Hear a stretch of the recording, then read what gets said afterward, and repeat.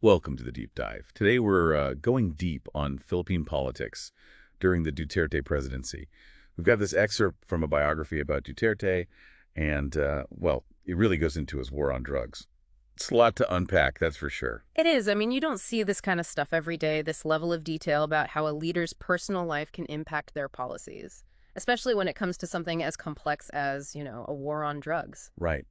It's incredible how much the source material dives into how Duterte's background, I mean, his whole life really, shaped his views on crime and how to deal with it. We're talking about a guy whose father was a mayor and whose mother, get this, was an activist against Marcos. Wow. Yeah, you can see how that would create this kind of, I don't know, push and pull on him, like seeing both sides of the political coin, the power and the potential for corruption all mixed together. And it wasn't just family, right? Before becoming president, he was the mayor of Davao City.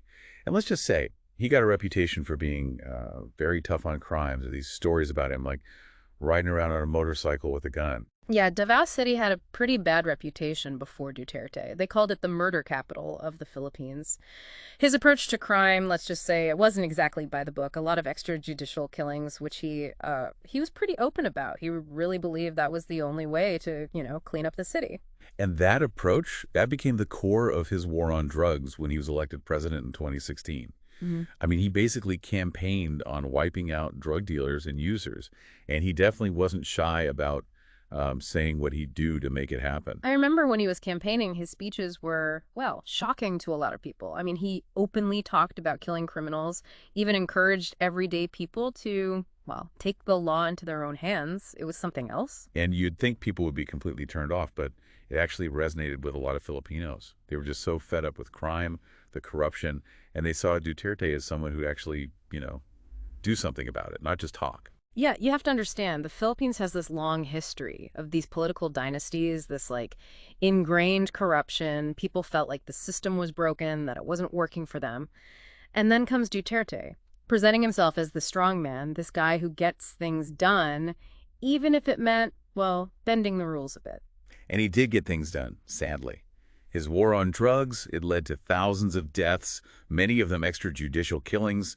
The police were basically given free rein to target anyone they suspected of being involved with drugs, and there are all these reports of just awful human rights abuses. It was a very controversial policy, to say the least, both within the Philippines and internationally. Human rights groups condemned the killings, and the International Criminal Court even started an investigation into what was happening. But even with all that, Duterte remained popular throughout his entire presidency. His approval rating stayed incredibly high, even as the body count from the drug war just kept rising. It's a complicated situation for sure. I mean, on the one hand, you have a leader who's using these, let's be honest, authoritarian tactics, and there are clear human rights violations happening. But then on the other hand, you have this large segment of the population supporting those tactics because they believe it's the only way to achieve order and security. It's a real paradox. And the source material really dives into those complexities. It doesn't sugarcoat the brutality of the drug war, but it also tries to explain why so many Filipinos were willing to, I don't know, look the other way. Yeah, and one of the things the source explores is this culture of fear that Duterte created. He made it so people were afraid to speak out against the war on drugs, even if they had concerns about how it was being carried out. Right. There were stories about people being afraid to even say the word drugs in public. Yeah. Like worried that they'd be targeted by the police or, vigilantes. It's crazy to think about that. It is. And the source also talks about how poverty and this huge gap between the rich and poor, how that actually fuels the drug trade. A lot of people killed in the drug war, they were from these poor communities, and they were often involved with drugs out of desperation, just trying to survive. It's a vicious cycle, isn't it? The poverty creates the conditions for the drug trade, and then the war on drugs ends up targeting the people who are already the most vulnerable. Exactly. It's really tragic. And the source material, it doesn't pretend to have the answers to these complicated problems. It just lays out the facts, tries to help us understand what was happening and, well, the consequences of it all. Right. It gives you the information and lets you grapple with it. I think one of the most disturbing parts of the whole thing is how Duterte actually empowered everyday people to become like vigilantes. He encouraged people to kill suspected drug dealers, even offered rewards. That's unbelievable. I mean, that just creates this incredibly dangerous situation where anyone can decide to take the law into their own hands, and there's no accountability. Exactly. And the source tells this story about a woman, Maria, who became a hit woman for a local gang that was involved in the drug trade. She was a single mother struggling to provide for her kids, and she saw killing as, a way to make money. It's heartbreaking. It's a perfect example of how desperation and this lack of any real justice, how it can push people to do terrible things. And then, of course, there's the role of the police in all of this. They were given a ton of power to go after anyone suspected of being involved with drugs, and there were so many reports of corruption and abuse. Yeah, you'd hear stories about police planting evidence on people, extorting money from families, even executing people without any due process. And because Duterte was so popular, the police were rarely held accountable for anything they did. It was like a system where they could do whatever they wanted. The source paints a really, really disturbing picture of the police during the drug war. It describes this culture of violence, corruption, and just a complete disregard for human rights. It's important to remember, though, that not all police officers were like that. I'm sure there were some who tried to do their jobs the right way and protect people. Of course. But the system itself was just so corrupt that it was almost impossible for anyone, even the good cops, to operate ethically. The source also talks about the role of the media in all this. Duterte was very, very critical of the media, always accusing journalists of being biased against him. Oh, yeah. And he even went so far as to threaten journalists who criticized him. And some journalists were actually killed during his time in office. It was a really dangerous time to be a reporter in the Philippines. The source tells the story of this one journalist who was investigating extrajudicial killings, and he started getting death threats. He had to flee the country to save his own life. It's a reminder of how important a free press is, especially when a government is doing things like what was happening in the Philippines. Absolutely. And the source also gets into the psychological impact of the drug war on Filipino society as a whole. Just this constant fear of violence, people not trusting institutions anymore, and then seeing killing become so normalized have a huge effect on people's mental health. Definitely. There were a lot of reports of increased anxiety, depression, trauma, especially among people living in poor communities that were being targeted the most. It's clear that the drug war was just devastating for the Philippines. I mean, the loss of life, the damage it did to society, it's impossible to measure. It's a truly tragic story, and it raises all these important questions about power, about justice, about the consequences of violence. It wasn't just the street-level dealers and users that Duterte went after. He also targeted some pretty powerful figures, people he claimed were involved in the drug trade, even politicians, police, military, you name it. Yeah, the source talks about this whole network of narco-politics that Duterte was convinced was running the country. Like, he believed that the drug trade was thriving because of corruption within the government itself. And that was his justification for, some pretty extreme measures. He'd go on TV and just name names, politicians, police officers, military officials, anyone he suspected, often without any real evidence. And what happened to these people? Were they investigated, arrested? Some were arrested, yeah, but a lot of them ended up dead. The source goes into detail about a few cases where people Duterte publicly accused they turned up dead later, often under really suspicious circumstances. So basically, he was just bypassing the entire legal system. Like, he was judge, jury, and executioner all rolled into one. A lot of critics saw it that way, yeah. They argued that the drug war was just a cover for Duterte to eliminate his rivals and solidify his power. The source also mentions this Davao Death Squad, the DDS. They were supposedly responsible for a ton of extrajudicial killings back when Duterte was mayor of Davao City. Ah, yeah, the DDS. They were this shadowy group, basically vigilantes, targeting suspected criminals. And it was pretty much an open secret that the police were turning a blind eye to what they were doing. Some people even said Duterte himself was involved, though he always denied it. So what happened to the DDS when Duterte became president? Did they just disappear?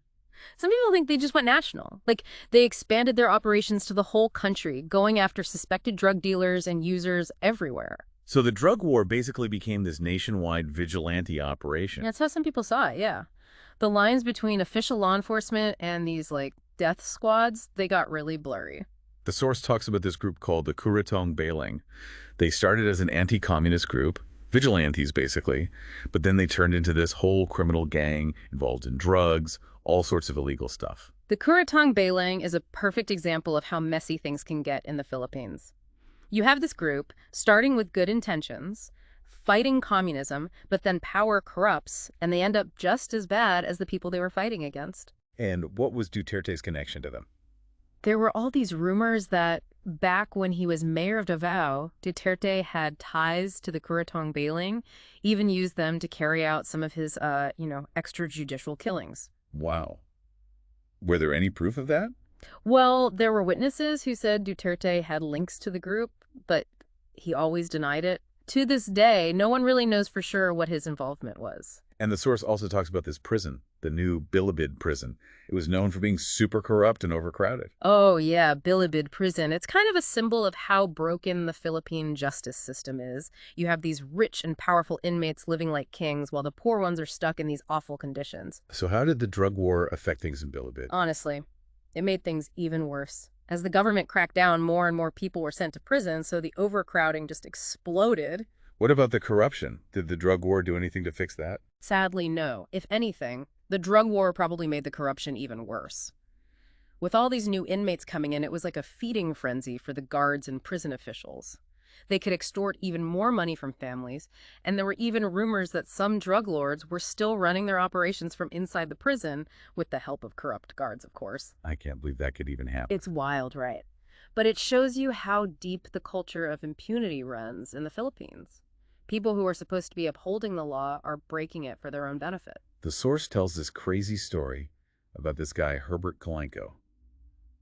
He was a convicted robber, a gang leader, serving a life sentence.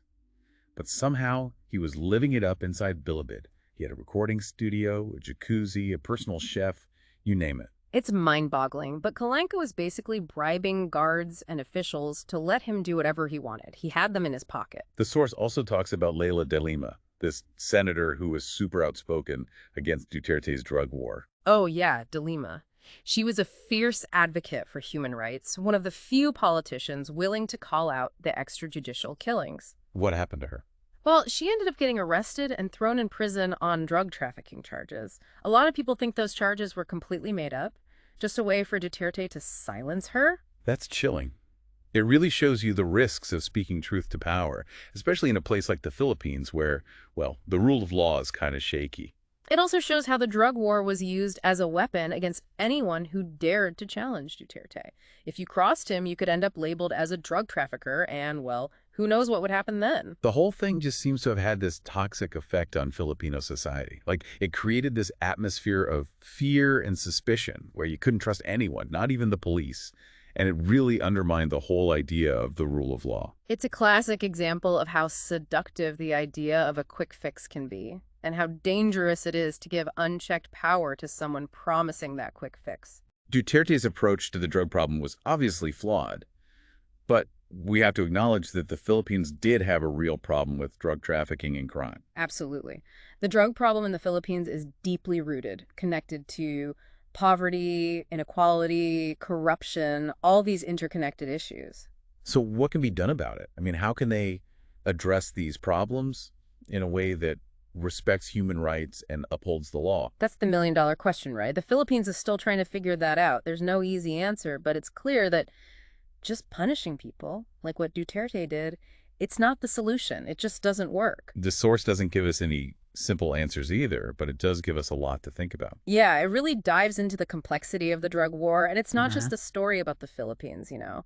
It's a story that's relevant to the whole world. It's about the dangers of authoritarianism, about the corrosive effects of violence and fear, and about the importance of upholding human rights no matter what. It's a story that should make us all stop and think about what kind of world we want to live in. Okay, so we've talked a lot about, well, the dark side of Duterte's war on drugs, but the source does mention some arguments in favor of his approach, why some people supported it. Right. I mean, some argued that Duterte's tough stance was, well, it was necessary to get things under control. The Philippines had been struggling with violence and lawlessness for decades, and people were they were desperate for someone to do something about it. The source mentions how bad the drug-related crime was before Duterte. Yeah. Like, gangs were running rampant, and people were afraid to even go out at night. Yeah, it was a real problem. And there's no denying that Duterte's war on drugs, it did lead to a pretty dramatic drop in crime rates. Murders, other violent crimes, they all went down significantly during his time in office. But was it worth it? I mean, was that decrease in crime worth all the lives that were lost? It's a tough question. It is. It's impossible to say for sure what would have happened if Duterte hadn't gone after the drug problem the way he did. Maybe crime would have gone down anyway, or maybe it would have gotten even worse. We just don't know. The source also says that a lot of Filipinos, they felt safer when Duterte came to power. Like they felt like he was finally someone who would protect them, take on the criminals that had been terrorizing them for years. That feeling of security, it was really powerful for a lot of people. They were willing to overlook the less savory aspects of the drug war because they finally felt like someone had their back. But that sense of security, it came at a huge cost, right? I mean, Hmm. people's basic rights were being violated, the rule of law was basically ignored, and human dignity, well, that went out the window. Exactly. And it created this atmosphere of fear and suspicion where, I mean, anyone could be accused of being involved with drugs and end up targeted. The source does a good job of presenting both sides of this issue, you know. It doesn't try to tell you what to think, just lays out the facts and lets you grapple with the complexities of it all. It's a complicated story, for sure. And it's important to remember that this isn't just a Philippine problem. The war on drugs, it's a global issue. It's been going on for decades, and it's had devastating effects on communities all over the world. And despite all the money and effort that's been poured into it, the war on drugs hasn't really been successful, has it? I mean, drugs are still widely available, and the root causes of the problem, things like poverty and inequality, those haven't gone away. Sadly, no. And the war on drugs has often been used to target marginalized communities, often with racist and discriminatory consequences. It's something we really need to address. The source doesn't really get into those broader issues, but it does raise some important questions about whether the war on drugs is even effective and whether it's ethical. Those are questions we need to keep asking, both in the Philippines and globally. We need to find better ways to deal with the drug problem, ways that focus on public health and human rights, not just punishment and violence. So we've covered a lot today. We've gone deep into Duterte's war on drugs, seen the brutality, the corruption, the fear, and tried to understand the motivations behind it all. It's been a lot to process, for sure. It has. This deep dive, it's shown us a country grappling with these deep-rooted issues where the lines between right and wrong can get really blurry. And we see how a leader's personal experiences, they can shape their policies in a way that impacts the lives of everyday people, often in really profound ways. We've seen the power of fear, how appealing simple solutions can seem, and how dangerous it is to give someone too much power. And this isn't just about the Philippines. It's a story that should make us all think about what we value, what we're willing to tolerate, and what kind of world we want to live in. It's a powerful reminder that the fight for justice and human rights, it's a constant struggle, and it's a fight that we all need to be a part of. Thanks for joining us on this deep dive. We hope it's giving you something to think about.